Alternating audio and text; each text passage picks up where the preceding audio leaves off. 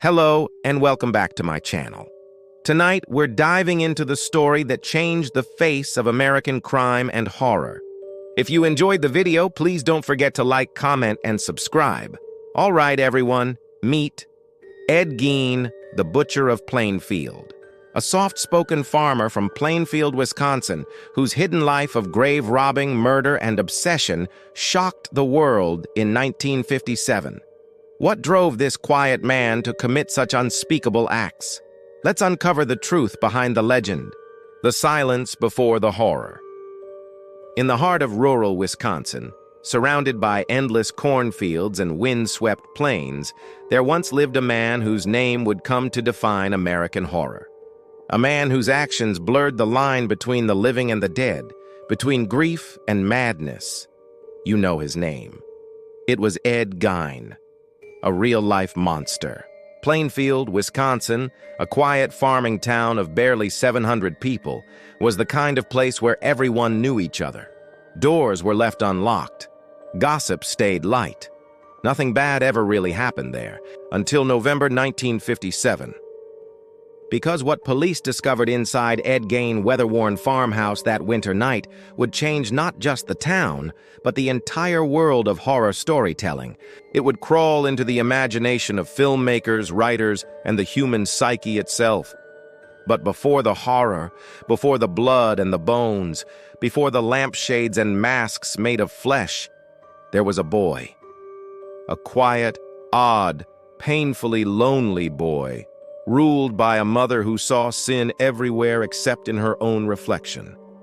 This is the story of Ed Gein, the boy in the shadows.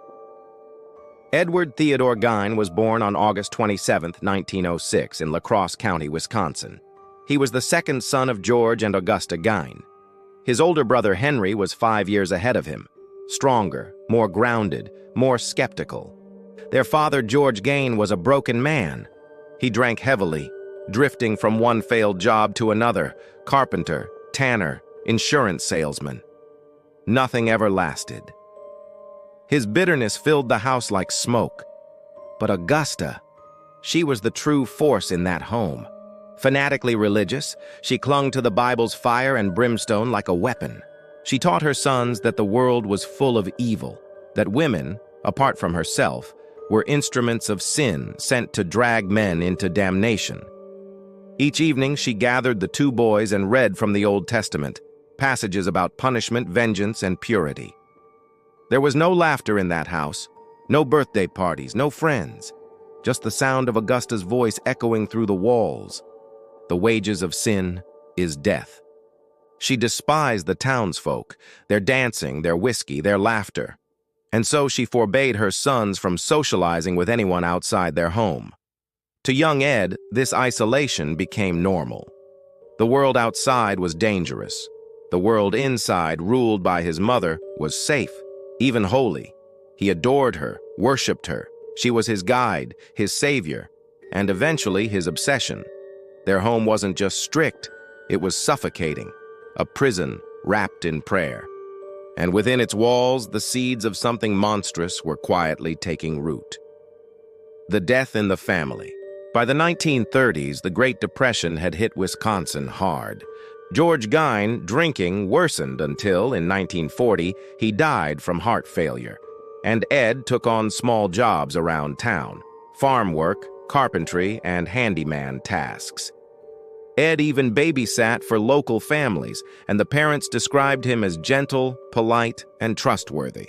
But the townspeople also noticed his odd behavior, the nervous laugh, the vacant stare, the strange way he talked about his mother. Henry started to worry. He often told friends he feared for his brother's sanity, saying Ed's obsession with Augusta was something much darker than love. One sunny spring day in 1944, the brothers decided to burn some brush on their land. The wind shifted, the fire spread, and neighbors rushed to help put it out. By nightfall, Ed told police that Henry was missing. When they found him, his body lay face down in the ashes. He had no burns, only a strange, unexplained bruise on his head. The coroner ruled it accidental. Rumors started buzzing around Plainfield. Did Ed do something to keep his mom all to himself? No one dared to say it out loud, but in that farmhouse with Henry gone, Ed finally had what he'd always wanted, Augusta, all to himself. Alone with the dead. Henry's death devastated Augusta. Soon after, she suffered a stroke. Ed cared for her tenderly, never leaving her side. But months later, she had another attack and died in December 1945. For Ed, the world ended that day. He was left utterly alone. No father, no brother, no friends, and now no mother. The farmhouse became his tomb. He locked his mother's bedroom and parlor, leaving them spotless and untouched, a shrine to the only person he had ever loved. But the rest of the house decayed. Rotting food, broken furniture, the smell of mold and dust. In the darkness, Ed began reading obsessively, anatomy books, pulp magazines, stories about cannibals and headhunters. He fixated on death, on the idea that he could somehow bring his mother back. He convinced himself that if he could surround himself with pieces of her, or women like her, he could fill the emptiness inside him. And soon, he started visiting the cemetery at night. Grave robber of Plainfield. Between 1947 and 1952, Plainfield cemeteries grew restless. Freshly buried women, usually middle-aged, stout, and resembling Augusta Gein, were found missing from their graves. But no one ever thought Ed would pull something like this. He was the quiet handyman who helped everyone. When night fell, he'd load up his truck with shovels and lanterns, then head to the cemetery to dig.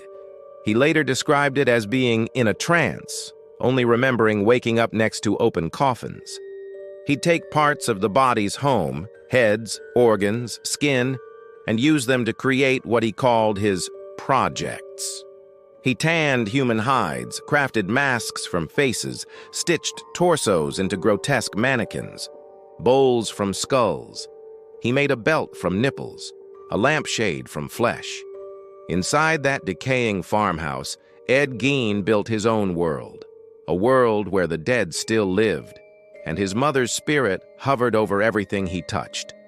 To him, it wasn't murder. It was resurrection. The murder of Mary Hogan. In 1954, the darkness inside Ed crossed a line. Mary Hogan, a brash, outspoken tavern owner in Plainfield, vanished one cold December night. Her bar was left in chaos. Blood on the floor, a shell casing on the ground. Her body was gone.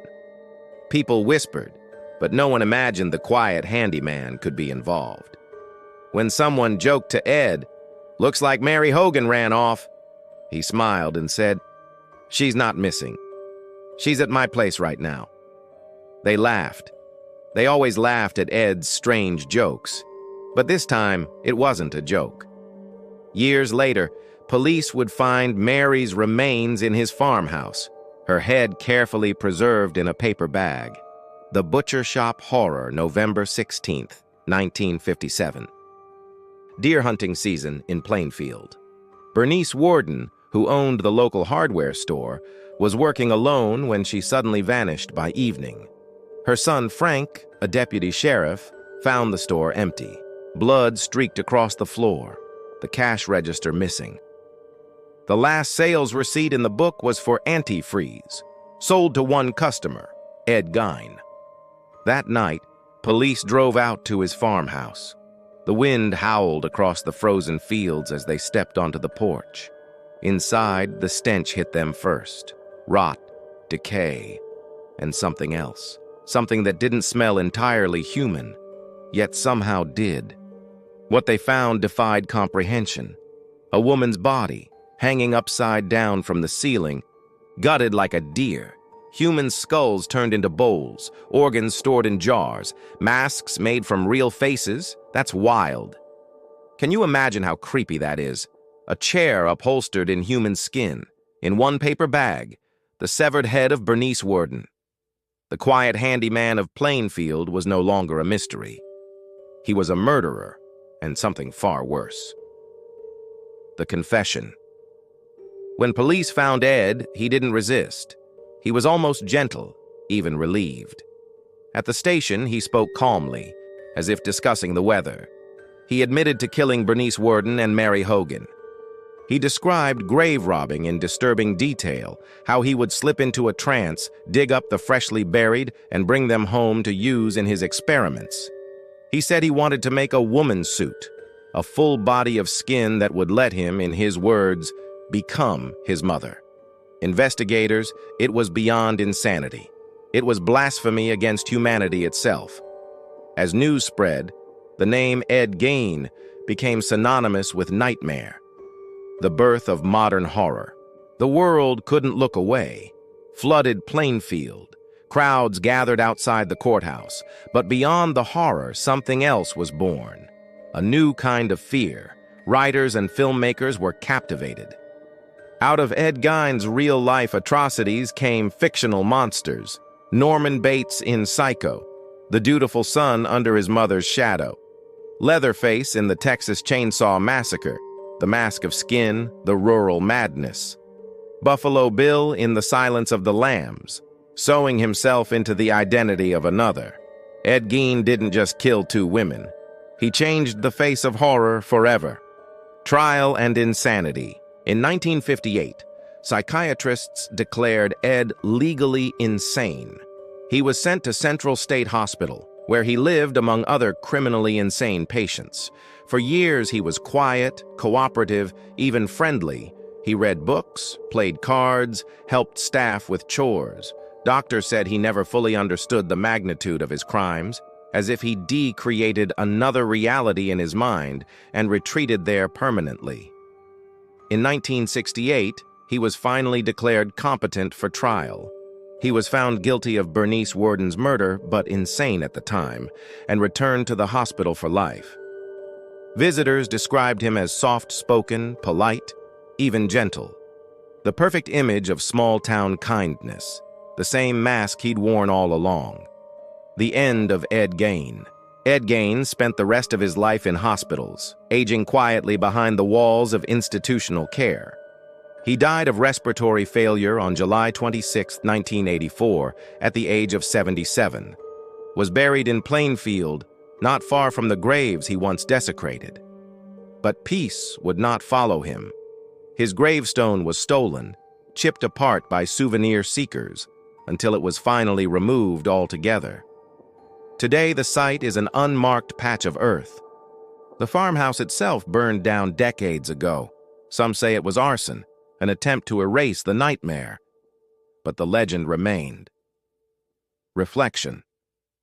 Ed Gein's story isn't just about murder and madness. It's about the darkness that grows in isolation. The danger of devotion twisted into obsession. He wasn't a monster born in the shadows. He was made in the blinding light of a mother's control and a town's ignorance. And in that lonely Wisconsin farmhouse, the line between love and horror vanished completely. Long after the screams have faded and the wood of that house has turned to dust, one chilling truth endures. Monsters don't always hide in the night. Sometimes, they grow quietly at the edge of a cornfield. Do you think Ed Gein was born evil, or did his twisted upbringing create the monster he became? Leave your answer in the comments section. Thanks for sticking around till the end. I really appreciate each and every view. If you like the content, please like, comment, and subscribe.